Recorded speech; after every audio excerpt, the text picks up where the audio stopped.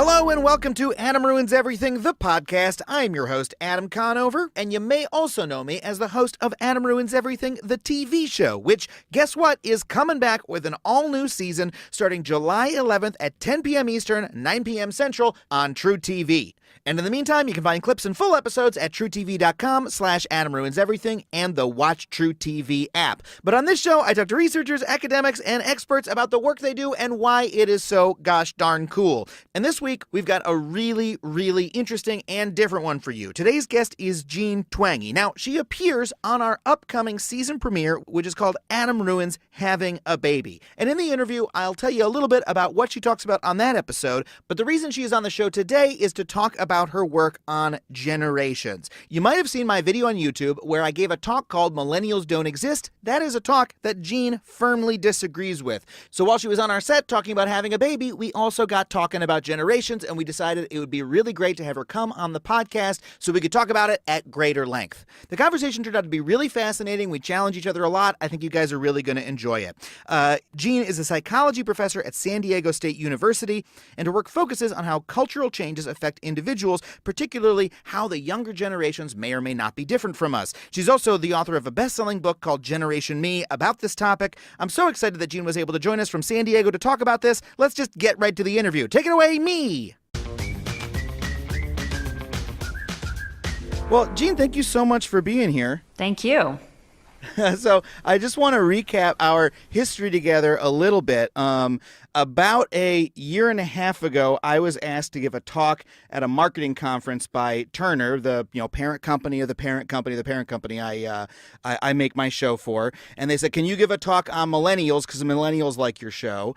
And so I said, "Well, okay, I'll do what I normally do." I've always been bothered by the concept of millennials. I've always found it reductive. I think the sort of idea of generations overall is a bit of a reductive lens of a way to look at people that's overused. And I think it's usually, in my view, sort of mostly old people complaining about young people or coming to these very broad conclusions. I said, okay, I'll do a talk about that.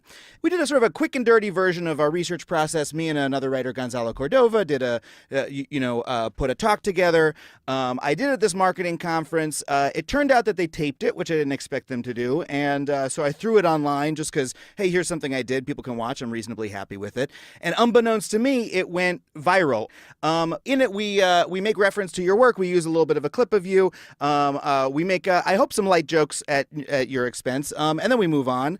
But then about over a year later, when we were writing our season premiere for this coming season, which is coming back, by the way, on July 11th for those of you listening, we're doing a topic on having a baby and on the myth that a woman's fertility plummets at the age of 35.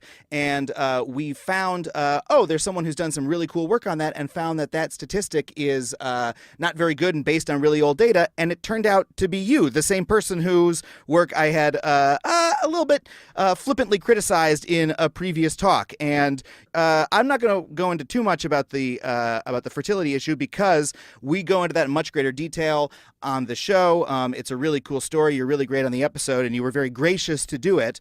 But also, while we were on set, we sort of started talking about the generational issue as well, and I realized I really wanted to get you on the podcast to discuss our sort of differing viewpoints on the issue. So that's the whole big background. And so thank you again for coming on to do this. Sure, my pleasure. So let me ask first of all, what was your reaction to? And by the way, you guys, if you Google Adam Conover Millennials Don't Exist, you'll find this video if you want to pause it and watch and come back and listen to this later. Or maybe you've seen it already. Jean, what was your response to that video? Well, it's always a little difficult as a researcher when you've done a lot of research, but of course it's always difficult for everybody talking about it, to go and read all the papers. So what you hope is that the research will, be presented in a way that at least gets to what it was intended to. So even though it was a very funny talk, it was frustrating to me as a researcher to see some of the work I and others have done on generations not really represented in the way I thought would be most accurate. Well, I appreciate that criticism, and let me say first of all that I think the way that we you referred to your work in that talk was a little bit of a rookie error on our part because in general, look, we very much try to on our show and in our process in general, the experts are the heroes of our show, and so we on our best days, hope that we're just presenting sort of a broad or relatively accepted sort of expert viewpoint. It's not usually our business to criticize the work of others because, you've been studying this subject for decades. I have not. And so I don't consider myself to, be able to, of my own power, refute your work. Right. And so I would hope not to use your work that flippantly if we were to do it again. So I would love to give you the opportunity if you could, describe what you feel was not quite represented properly and how you would represent your work given your druthers. Yeah, well, that's a big question. So it's great we have a lot of time to talk about it. So I think we actually have a lot of areas of agreement. So, for example, you pointed out that there's no one set definition of what a millennial is, that some people have put the first birth year, it's 1977, and other people have said 1982. And then there's the idea about, well, when do they end? Do they end in 1994 or 95 or in 1999? And there's no one consensus. And that's absolutely true. But it doesn't really matter that much where you put the birth year cutoffs. There are still generational differences.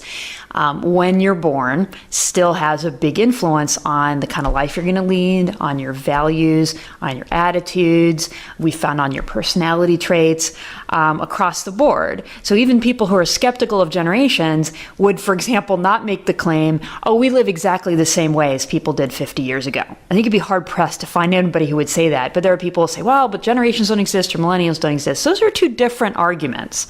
So it's true there's no one definition.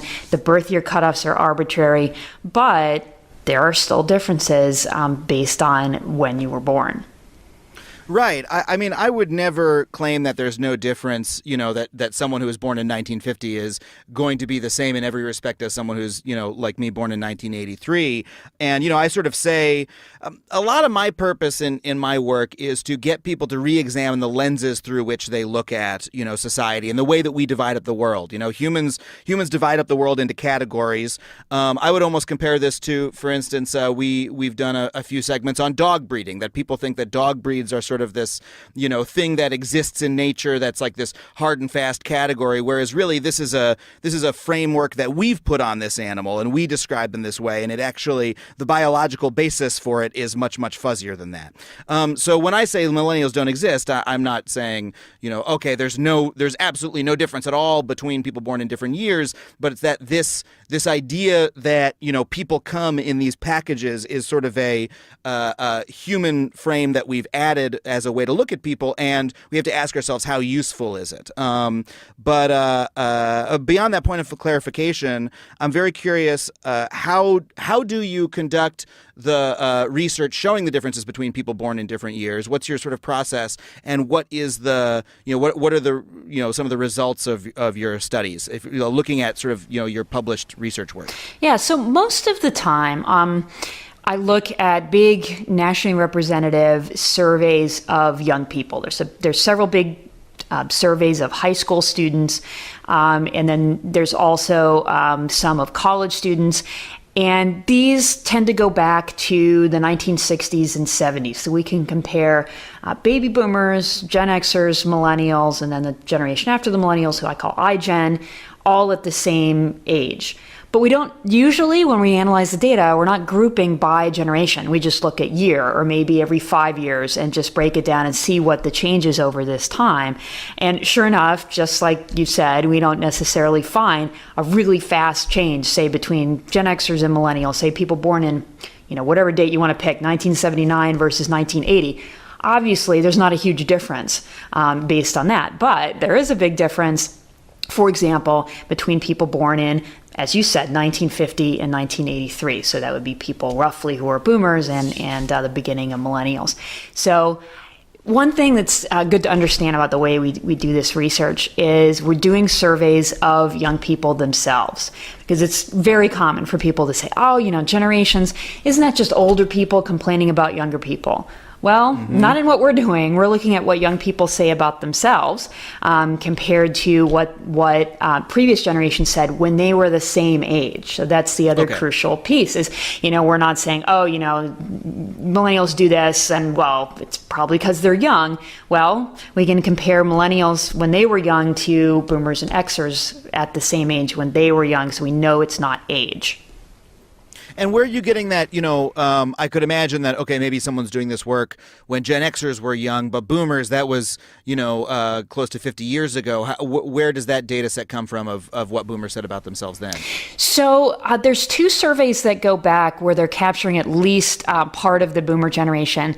So there's one of high school students that goes back to 1976. So those late 1970s high school seniors, those are boomers. And then there's another one of college students that goes back to 1966.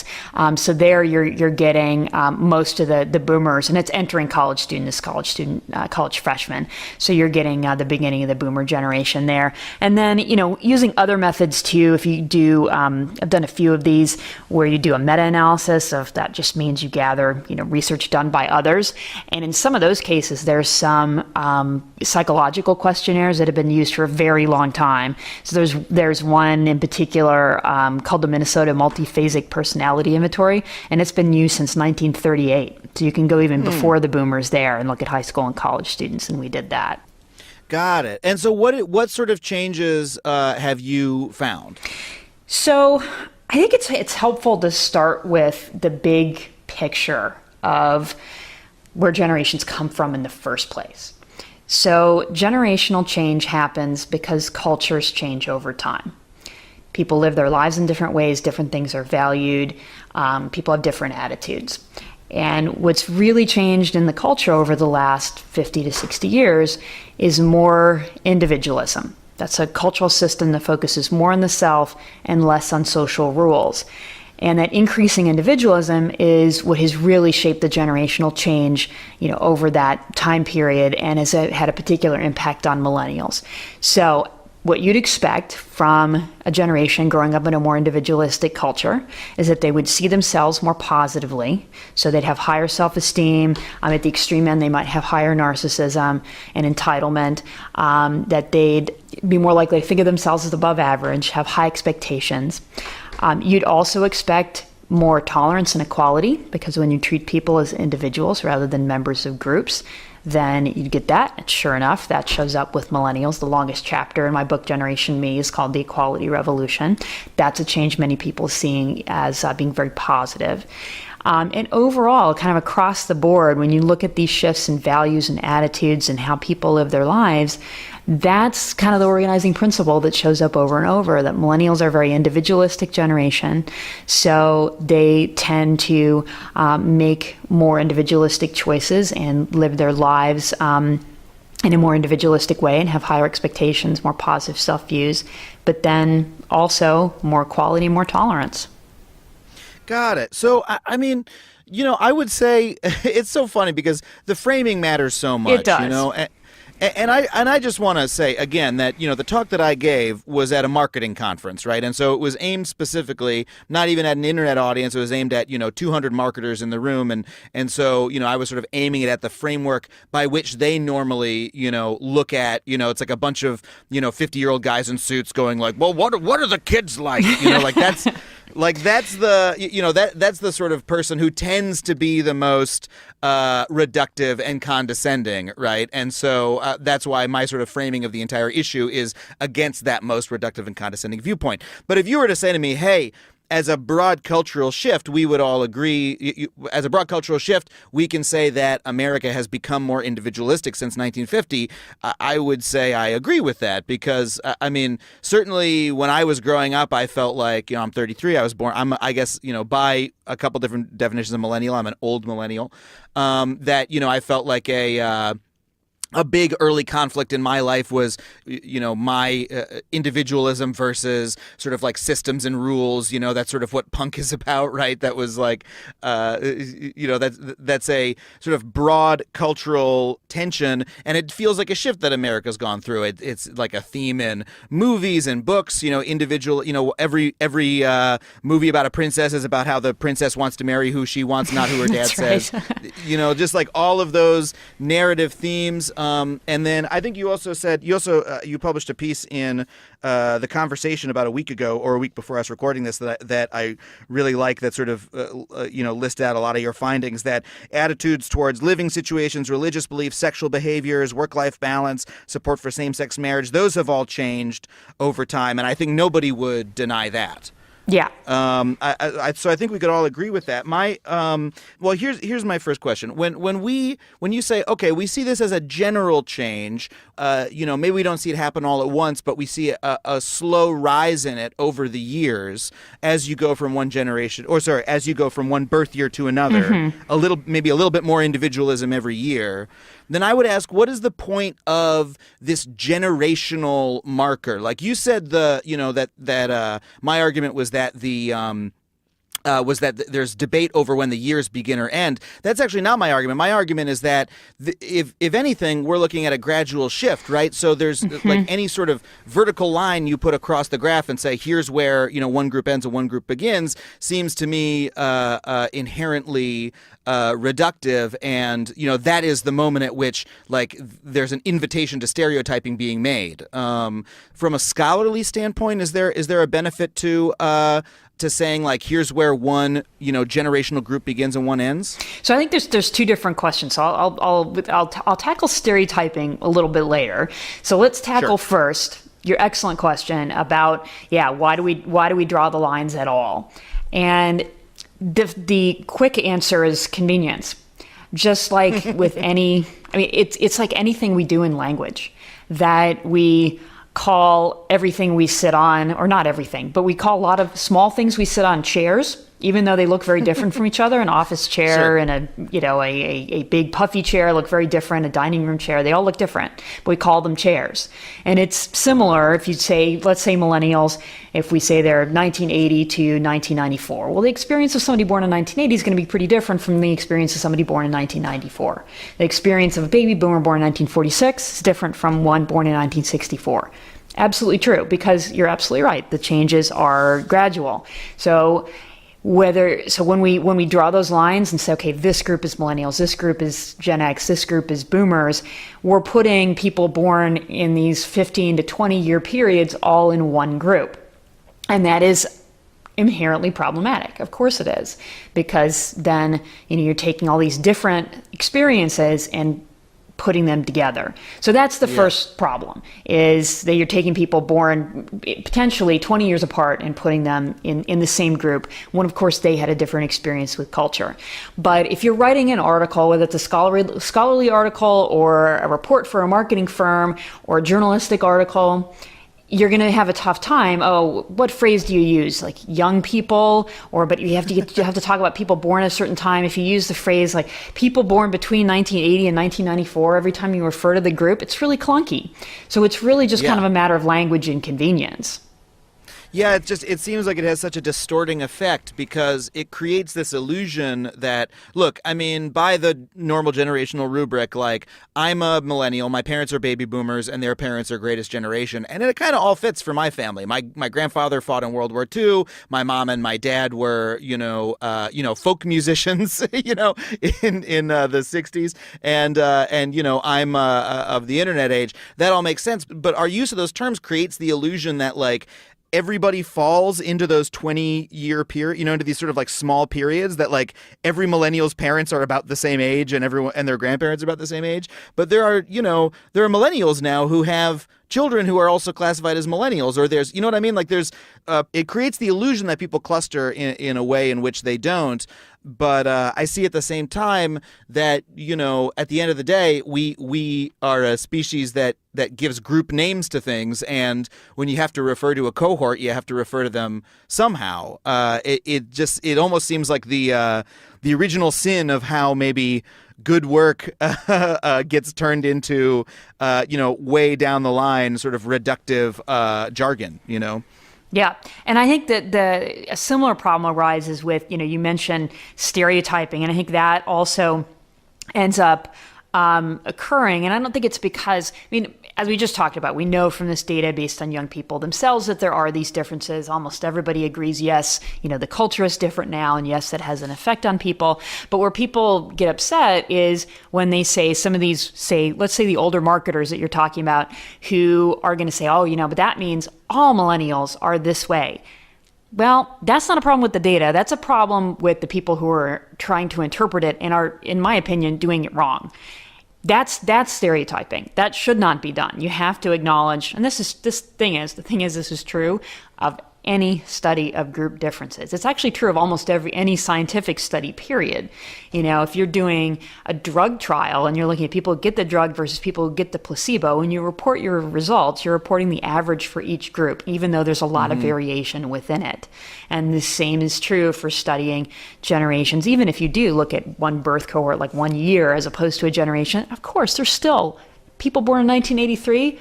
There are some people who are very outgoing and some people who aren't. There are people who spend, 20 hours a week on Facebook, and there's people who don't use it at all. There's lots and lots of variation. And of course, people differ in ways other than generation too. So there's lots of variation. But that observation doesn't undermine the fact that there are average differences. But given the average differences, that doesn't mean you can generalize to everybody. That's the definition of stereotyping, and that is not a good way to go. Yes, and I would say, and I just, just to clarify the error that I think I made in our talk, I don't think it was fair or warranted to sort of rope you into that discussion and say, hey, here's, this is someone who's also perpetrating stereotyping, or to impugn your work in that way, because, honestly, that was, we were telling tales out of school if we gave that implication. So I'm glad that we're able to make that distinction because, like I said, I think I have a lot of I think your work is very interesting and there's a lot of points of it that I find enlightening. And I don't want to, lump it into that larger error. I do want to ask, though, how do you know that, because speaking to the diversity of millennials, one of the things we talked about in our talk is, millennials are demographically an extremely demographically diverse generation, right? Just in terms of the number of them that were born in other countries or are first-generation immigrants or second. I always forget which is first and which is second. The children of immigrants, right? Et cetera. Along the lines with how America is demographically becoming more diverse, the youngest generation is as well. Is there, a chance, because I don't know exactly what your sample was, that, you were potentially sampling the sort of white middle class kids who are, closest at hand? Or does your work, do you feel it also includes first language Spanish speakers in New Mexico and, Chinese kids in Flushing, et cetera? Is it really go across all those groups? It does. So, in the early days, and for some of the longer questionnaires, we started out by looking at college students at four-year universities who are still diverse, but are not as diverse as the general population. But also pretty early on from some of the first publications, I also made an effort to go find samples of children or middle school students or high school students. And then in the last 10 years or so, almost everything that I've published has instead been from these large nationally representative data sets. So what does that mean? Nationally representative means that they make an effort to find survey respondents who are going to fit that demographic profile of the country, that it's, several, and they get thousands of people to fill these out every single year, about 15,000 in the high school survey every year in each grade. And they want to make sure that those 15,000 kids look like the 12th graders everywhere and the 10th graders everywhere, who in terms of ethnicity, socioeconomic status, region of the country, immigrants, everything. The folks who do these surveys are very careful to make sure that that's the case. So that means that their surveys can represent all of those diverse groups. So the second step in answering that question is to look at the generational trends within those groups. Do these trends show up across different ethnic groups? socioeconomic status groups, regions, and so on.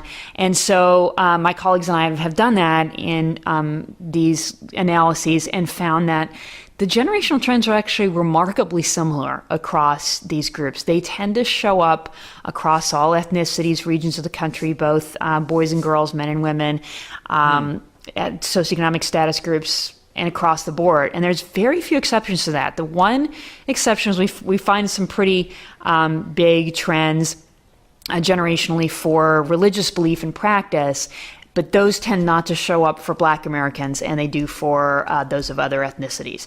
But that's pretty much it. Almost everything else, the trends look really, really similar. Whether it's trends in, becoming more tolerant or positive self-views or materialism, whatever it is, the trends look really, really similar. That's really interesting. Well, so my follow-up question to that leads into me nicely to another question that I had when we were talking about those general cultural changes about the role of religion in people's lives or people being tolerant of different living arrangements, etc. Do we only see those in the younger generation? Because when I think about acceptance of same-sex marriage, for instance, or of other living situations. Look, my grandparents are certainly not as accepting of same-sex marriage or of me and my partner of 8 years cohabitating, even though we're not married, right? But they're not as accepting as I am. But they are more accepting than they were 10 years ago. Right. You know what I mean? Like they do treat my partner Lisa like a member of the family, even though we're not married. They say, hey, you know what? You kids do what's good for you. I've sort of sensed that the country itself, I'm sure the older people lag behind, but they've gone through a transformation as well. And so my question is, sometimes it seems like when we're talking about, millennials, younger people are like this, a lot of the things that we say about them, one category of things we say at them are things that old people say about young people. But another category seems to be we're saying things that are true of the society in general that younger people just exhibit a little bit more. Like, like I say in our talk, like they're always on our phones. Well, everyone's always on their phones. Right. My mom is on my mom is on social media more than I am. Yeah. Like and so a lot of these transformations seem to be universal. Do you find in your data? I mean, do you compare them to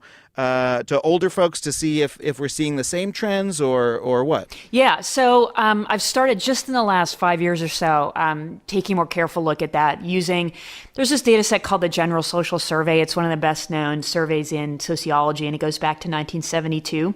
So it's of adults 18 and over in the U.S., and because it's of many ages over many years, you can look at that very question through a number of statistical techniques to try to see, is this something that is changing among everybody? That's called the time period effect. So that's what you're referring to. Or is it something that's just changing among people who are of a certain generation? So that's called a cohort effect. Cohort's another word for generation. It just means birth cohorts, people born in 1 year. So that's the question, and it depends. You see both in the things we've been able to look at in that data set, which is a shorter list of things than we've been able to look at in the data sets where everybody's the same age. But still, same-sex marriage is a really great example. So if you look at attitudes towards same-sex marriage, both things have happened. There has been a time period effect that people of all ages have shifted in their opinion. But just as you said, if you look at people right now at one moment in 2017, you will still see a generation gap that millennials and iGen are still much more likely to support same-sex marriage and other LGBT tolerance issues than people who are older. And it's a pretty linear progression. For it to be people being older, you'd have to think, well, people are going to oppose same-sex marriage the older they get. And maybe that happens. But most of that is going to be the generational effect of being born in 1920 versus being born in 1990. You're going to have a different attitude. And so both of those things happen. You're exactly right. So some of these things that people focus on as generational differences, some of them are purely time period. That it's just everybody has shifted in that direction. So being on your phone might be one example of that, although there's probably still a generational difference in that to an extent too. It's almost always both. And there's been some debate back and forth in academia around this issue of, well, if you can't separate all the influences, how do you really know? Well, if it's time period or generation, it's cultural change. To me, age is the bigger problem. That if you see something among millennials and it's just due to their age, well, they'll grow out of it, and then they're the same as young people were 10 years ago, and then it doesn't matter. So time period and generation are both cultural change. But it is true that in that case, if it's all time period, then it's not truly a generational difference anymore. Instead, it's something that's affected everybody, and then you wouldn't expect any kind of generation gap at any one time. But those still exist in a lot of things. Yeah, it's really interesting because it seems like we're talking about there's a lot. Look, there's many ways that many reasons that a 20-year-old is going to be different from a 50-year-old. Some of them are biological, some of them are cultural, some of them are because they were raised a different way. Maybe it seems like it's extraordinarily difficult to pick out which is which and which is for which reason. But I think part of the problem, maybe, or part of my difficulty with the generational label, is it seems to all collapse those into one reason. It's like, well, you were brought up this way, or you were born this way, so you're gonna be like that. You know what I mean? Whereas like, sometimes it's because, well, this is how young people are. Sometimes it's because the culture has changed. And it's a little bit, and sometimes it is, hey, it really is this, I don't know, this person saw, September 11th on TV when they were 10 years old, and it changed their attitude for the rest of their lives, or whatever. And it seems difficult to pull those things apart. And it is. I mean, especially if you're looking at any one individual, there are so many different influences. So that's why, obviously I love data. So that's why it's great to use data on, I draw from data sets all told of 11 million people. And wow. Then you got a lot of data, and you got a lot of ways that they're going to vary. And you can zero in on, okay, what are the generational differences? Try to take age out as much as you can, and zero in on how those cultural changes have really affected people. And it does tend to be that more general thing of cultural change rather than just events. Like you mentioned September 11th, and of course things like that have an effect on people, but that tends to be, unless you were directly affected by your family or friends, it tends to be more that the culture as a whole really has an influence on people rather than specific events. It's more that if you were brought up, just to come back to the example of same-sex marriage, you become brought up with the attitude of, there's gay and lesbian people out there. That's what some people do. That's cool. You're going to have a different attitude from someone who was brought up either not hearing about it at all because everybody was in the closet, or hearing about active discrimination and this is something, we don't do and nobody's supposed to do that and that's wrong. That's what has an influence on people, and not just in that attitude, in everything, in terms of their expectations and what they expect to get out of life. And, are they going to get married when they're 22 as opposed to when they're 35? All of these things have changed a lot. Yeah, it's so hard to pull out the cause and effect. Like you could say, if we're talking about the acceptance of same-sex marriage, just because you put this in my mind, the rise of individualism as a broad cultural shift is certainly one explanation for why it would be, oh yeah, hey man, cool, you do you, kind of right, like exactly. attitude permeating the culture. But I could also say it's because of the incredible success of the deliberate political campaign of coming out as a political device, right? Hey, this is, we're going to come out into the open and say, hey, we're here and please treat us like people. And, to me, my acceptance of same-sex individuals came from having a friend in high school. There was exactly one out lesbian in my high school who was a good friend of mine. And because of that experience, I had that acceptance. That's something that wouldn't have happened 10 years prior, and it was because of this sort of, is that because of the shift towards individualism, or is it because of this social movement? It's hard to say. Yeah, it is. I mean, actually, that kind of brings up a larger question of, with any of these generational or cultural changes, answering the question of why this happened is always harder than identifying the changes themselves. In comparison, identifying the changes is relatively easy. You go and look at these big surveys. Here's the changes in attitudes. Maybe we can take age out and then see what's left. Here's what we have. Here's the pattern. People are more accepting of same-sex marriage now. But why that happened, always harder to answer. To really answer why a change happened, you'd have to do a true experiment, which you can't do of generations. You can't say, you be born in 1983 and you be born in 1950 and let's see what happens, like with a big group of people. It's literally impossible. So given that, you have to just kind of do the best you can, which is to say, okay, what else changed at the same time? Would it make sense that these are related, or do we have data showing that these two things are related? And then let's take a look. And that's about as good as we can get. I'm always asked when I talk about my generation's research, well, why did this happen? And so you can look at what changed at the same time, but it is very difficult to say for sure this is exactly what caused it. And anybody who tells you, oh, we can know for sure, nope, you can't really. You just have to go on what you have and make a good educated guess. So in this case, I think it's very plausible that it's both. It's this this overarching shift toward individualism, and then maybe spurred on through that, these social movements of, for example, people coming out, and then everybody's like, oh, I didn't think I knew anybody who was gay, and now I do. And hey, they're cool, and I like them. And that changes attitudes in a personal way. Well, I'm here talking to Professor Jean Twenge. We'll be back in just a moment, so please stick around.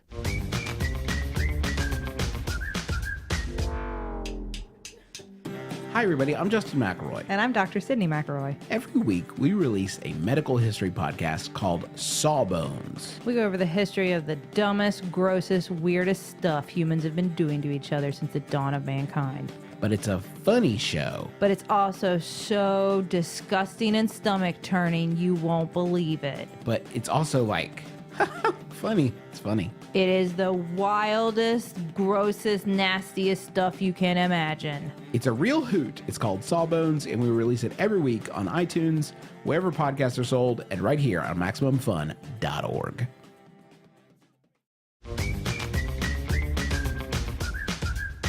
Welcome back to Adam Ruins Everything, the podcast. I'm here talking to psychology professor Jean Twenge about generational differences and our differences on that topic. You know, when everything that you say about, hey, here's the phenomenon I see when we do the surveys, it all sounds totally plausible to me. The problem is when, so much of the conversation about generations and about the media narrative, and really that's what our talk is aimed at against, is the media narrative, is around this idea of, I think the clip that we used from you in the show, and honestly, we used it mostly because it was a good clip that set up a joke. That's, by the way, when informational comedians, that's why we use clips, because it sets up a joke. It's the only reason, so that's well, kids these days are more narcissistic, maybe because they got that participation trophy, you know? Right. And that's the part that I think makes people of my generation go like, hey, no, it isn't. Come on, that's so reductive and and I agree. I mean, obviously, I was interviewed about it. Obviously, I talked about it as one possible reason. And this is where, of course, it's always difficult. I mean, you walk the same line between having the data and then, when you're being interviewed, well, is it possible this is one of the causes? Sure, it's possible. But can I prove that? No. But they don't want to hear that on TV. Look,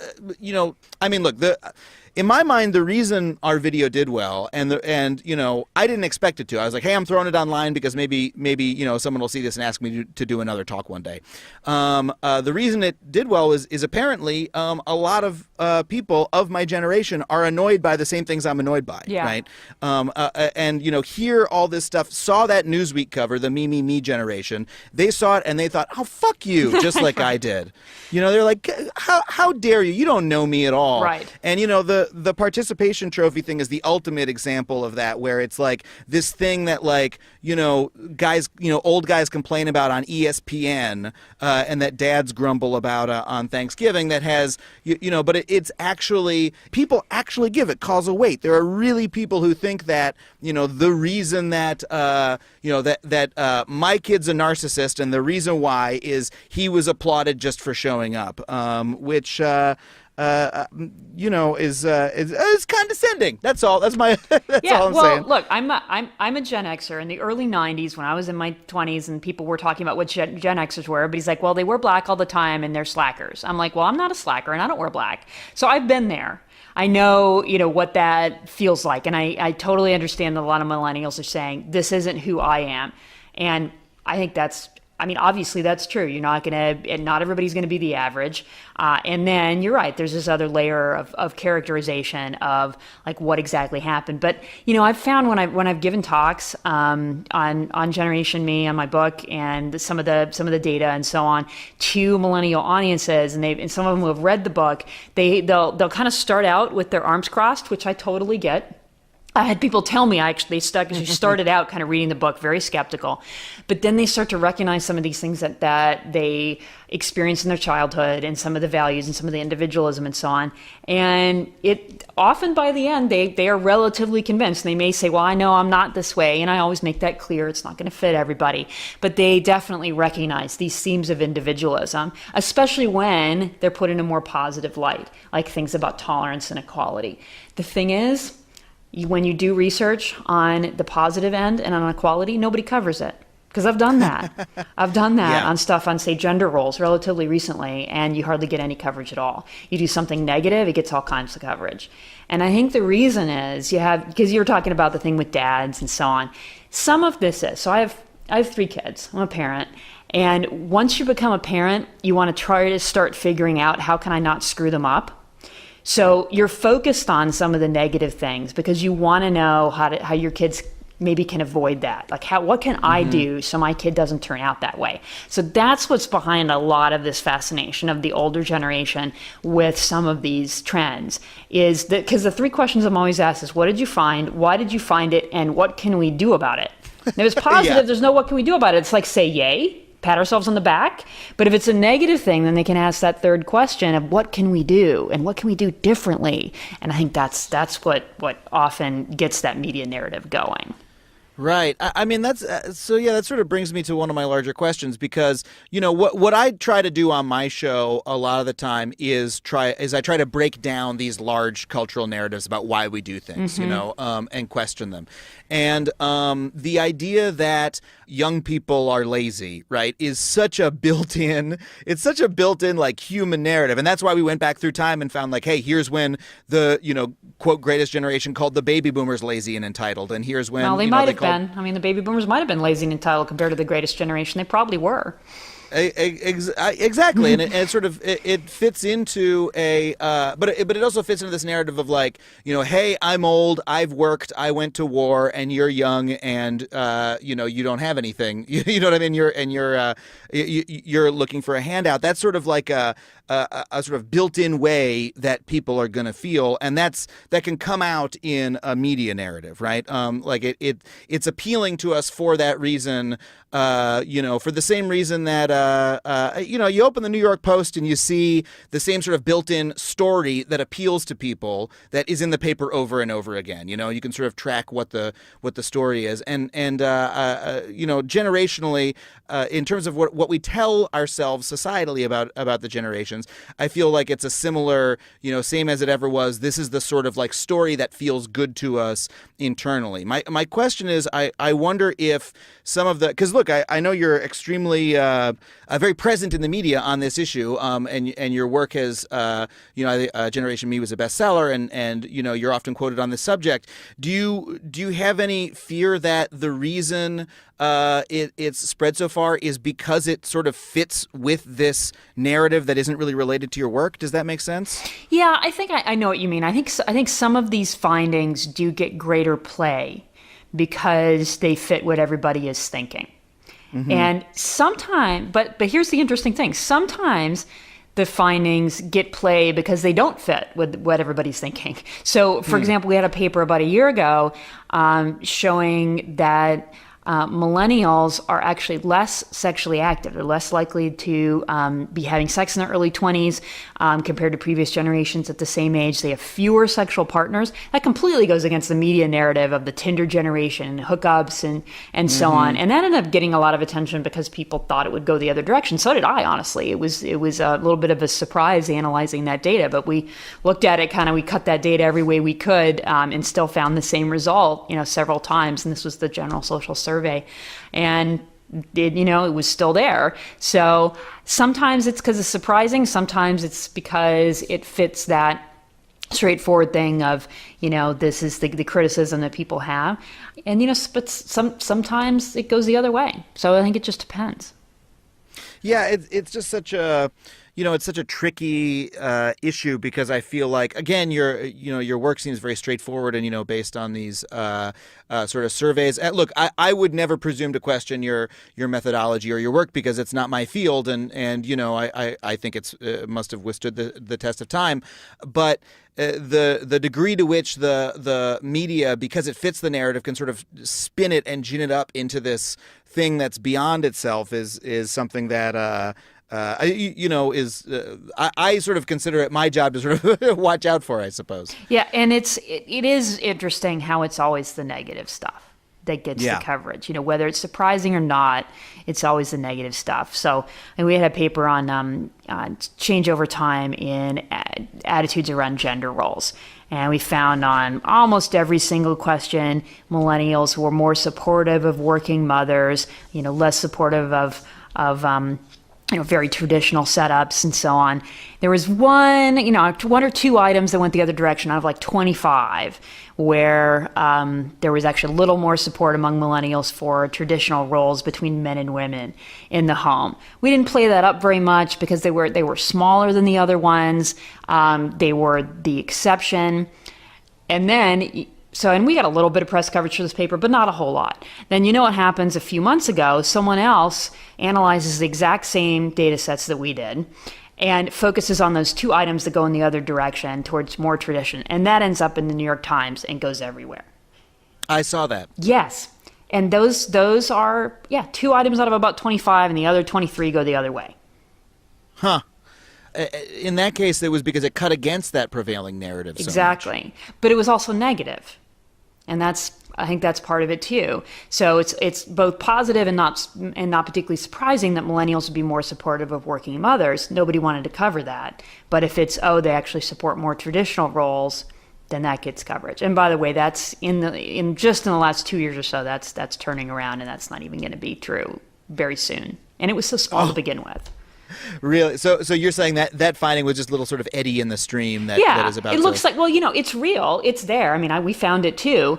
It's just, there. And again, the why question, and I'm not exactly sure why those two items went the other direction. Some people think it's because they were the only ones that mentioned men's roles. So maybe everybody's okay with women working and they know that has to happen, but maybe men should be men again. Maybe that's in there. So it's definitely there. It's just, it wasn't half as big as the change in the items being more supportive for working moms. Well, so speaking of negative things, I know that you're sort of in the past have been known for describing millennials as being more narcissistic than other generations. We've spoken on this conversation so far about millennials perhaps being more individualistic. Because look, when you say millennials are more individualistic, I'm a lot more like, oh yeah, hey, maybe that does describe me. When it's narcissistic, I'm like, hey, no, hold on a second. Right. But, Grandpa certainly loves to hear that. Bill O'Reilly loves to say that millennials are. Well, not anymore. Bill narcissistic. O'Reilly doesn't get to say much of anything anymore. Fair point. Well, Grandpa still believes it. Yes. My question is, do you, is that a shift you've made in your work, or do you really feel that the idea that millennials are narcissistic, capital N, does that hold up, or what is your basis for that? Yeah. Well, the individualism framing actually came first. I did a lot of work on those individualistic traits and so on before I ever, ended up looking at narcissism. So narcissism is basically extreme individualism. It's like if you take individualism and then really kind of run with it and end up in a place where you think you're the greatest person in the world and, you can abuse everybody else, that's where you end up with.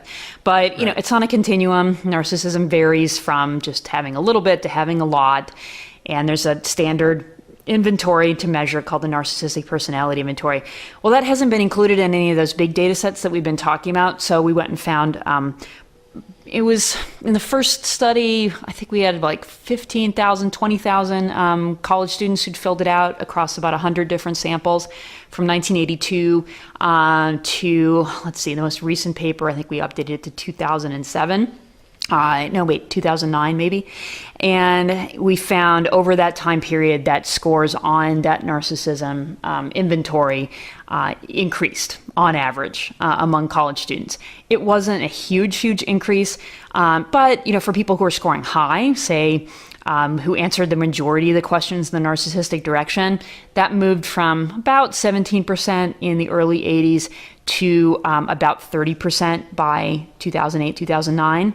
So that's a noticeable shift. It's not enormous.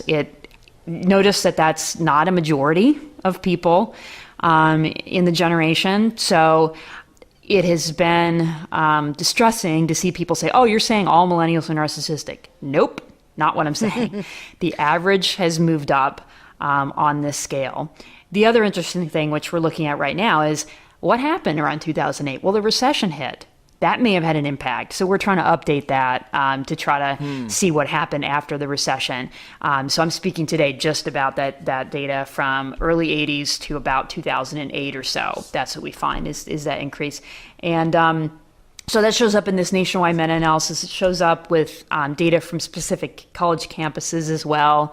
A couple other people have found it too. And then we find it in a lot of things that correlate with narcissism. They aren't exactly the same thing, but have some overlap. Things like being very materialistic or thinking that you're above average compared to other people. And those show the same patterns. So I know that there's some disagreement, though, about like that narcissistic personality inventory, about that being, an apt way to judge There's narcissism. not actually within the field. Really? That's if you're going to measure narcissism, 80% of the research papers use that scale, and it's not my scale. I'm not attached to it. I didn't invent it. It's just the scale that's used. That's why we looked at it in our meta-analysis, is because it had the most data. So I know that there have been some people out there criticizing it, but the people who are in the field who actually study narcissism are like, what are they talking about? Okay, fair enough. I just, I guess I'm just curious about that framing, right? Because like the characteristics that you list there sound to me like, if you were to, you could draw a different circle around them and say, hey, that's the self-esteem, personality scale. And I'd be like, oh yeah, well, that's a very positive way to frame a lot of those same characteristics, is it not? Yeah. So, narcissism is a funny trait. It's very complex. That's why it's fascinating, but that's also why there's a lot of misinformation out there about it, because it has a lot of positive things. People who score high in narcissism are outgoing and extroverted. They tend to be charming, at least at first. They have high self-esteem. They have self-confidence. These all sound good, right? But that's only part of it. If you have just those, you're probably not high in narcissism. But if you have that and you have a really outsized desire to be rich and famous, and you are okay with manipulating other people, and you like to seek a lot of attention, you think that you're special, and if you think, if other people insult you, that you should immediately, react with aggression, whether that's verbal or physical, that's when it starts to cross over into being more maladaptive. And you can't really have narcissism with just the positive stuff. And because people have said that, but there's this positive stuff. Yeah, there is. That's why it's such an interesting trait. It's that it has these positive things, but then it also has these negative things. So there's this, in personality psychology, we talk about the big 5 personality traits. And narcissism is high extroversion. So that's positive emotion, outgoing, charming. That's the quote, good things. And low agreeableness. So that's like how well you get along with other people, basically how much of a jerk you are. And that's what narcissists are. They're charming jerks. They're outgoing jerks. They're people who have these good qualities and they want to be leaders, but they don't make good leaders because they're jerks. Yeah, I mean, it's funny because I identify with you're listing all these different traits, and I'm like, I identify with half of those, and so I'm hoping I'm not a narcissist. And then we're having this conversation, so I don't think so. And okay, that's right? good. Because having that ability to say, okay, I may have been wrong about this, and let's talk about it. Right there, that's something that most people who score very high in narcissism, they wouldn't even consider doing that.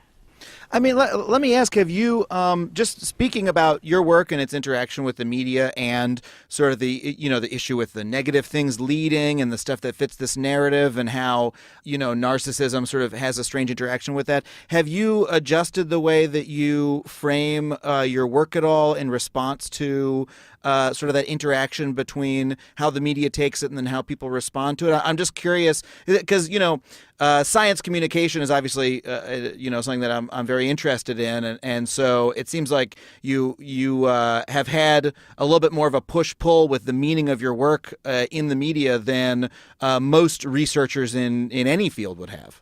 Yeah, I mean, mostly what it's done is I've just decided I'm going to do one more paper on narcissism. I'm going to update that previous one, and then I'm done.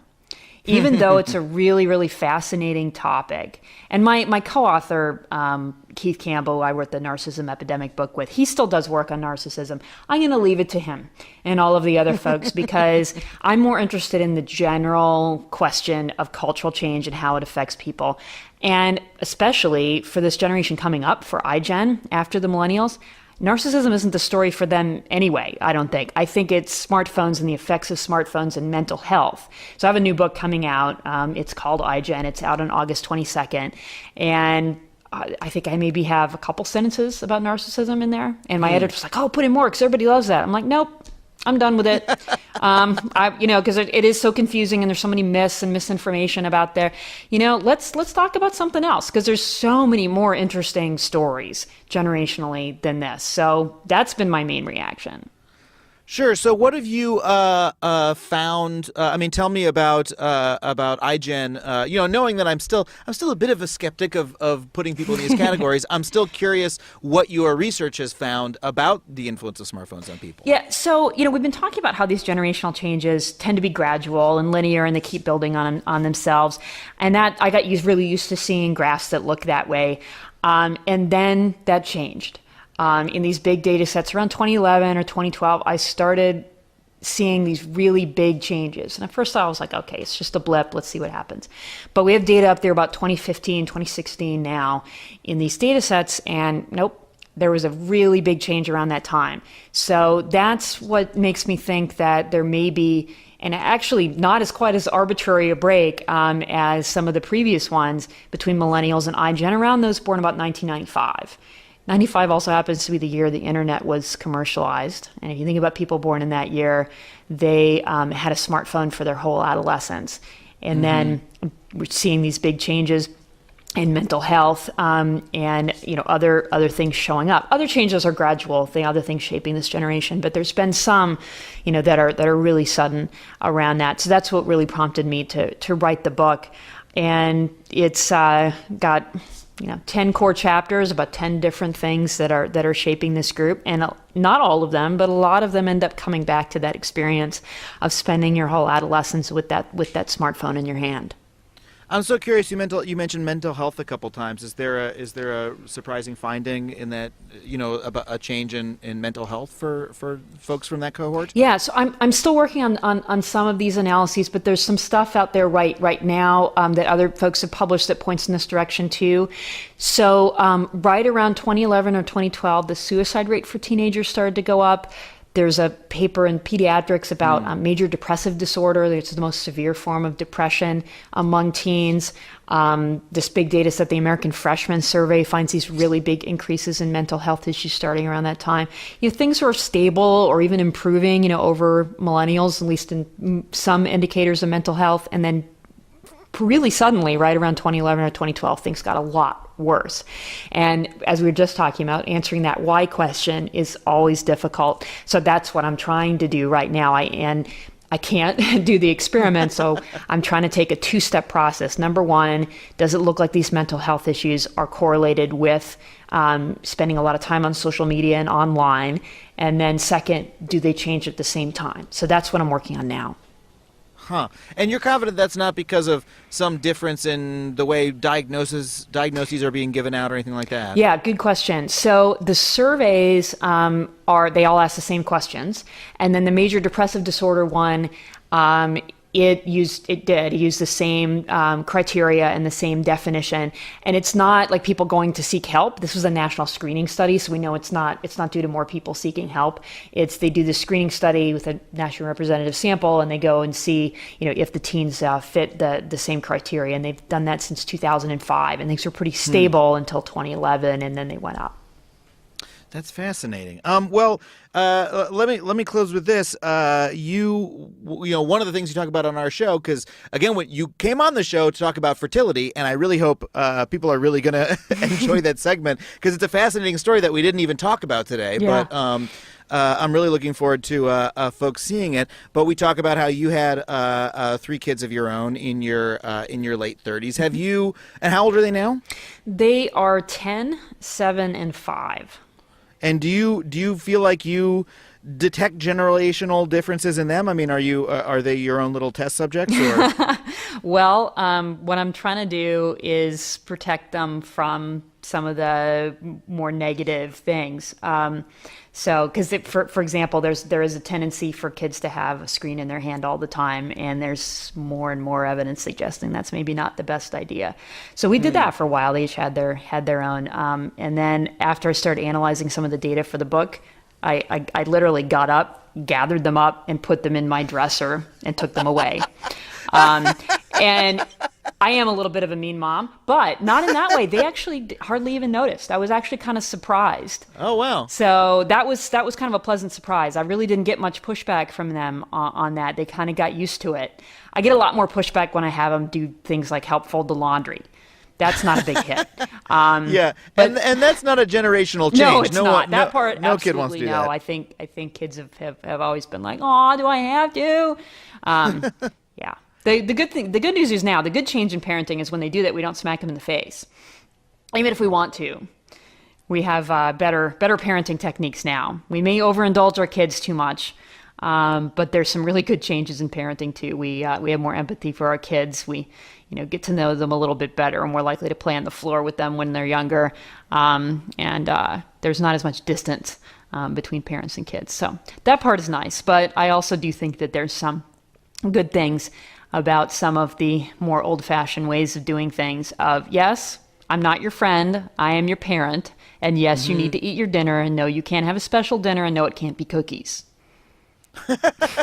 Well, look, I can't argue as someone who, my goal is also to understand the world around me, to understand people better. So I can't argue with that, with your mission in that. And I really appreciate you coming on the show to talk about this. And I again apologize if if you felt abused in any way. And I'm really glad that we were able to talk about it, and I feel like I learned a lot. So cool. Well, I really appreciate you having me on. This was really fun, and it was good to hash out a lot of this stuff. Really great. Thank you. Let me thank Gene once again for coming on the show. I was really thrilled to be able to do this interview. It was a really different kind of approach than we normally take towards an interview, but I really got a lot out of it. I hope you guys did too. And that is it for this week for Adam Ruins Everything, the podcast. We'll be back in just 2 weeks, so please tune in. Our producer is Shara Morris, and if you like this show, please be sure to tell a friend about our podcast and subscribe to us on iTunes or your favorite podcast app. And please don't forget to leave us a rating wherever you subscribe. It really helps us out. And again, guys, don't let me forget, Adam Ruins Everything is coming back to True TV with a big new season. 16 episodes we got coming for you. They start July 11th at 10 p.m. Eastern, 9 p.m. Central on True TV. And in the meantime, you can find full episodes at truetv.com/Adam Ruins Everything or the Watch True TV app. Until then, we'll see you next time. Bye, guys. MaximumFun.org. Comedy and culture. Artist owned. Listener supported.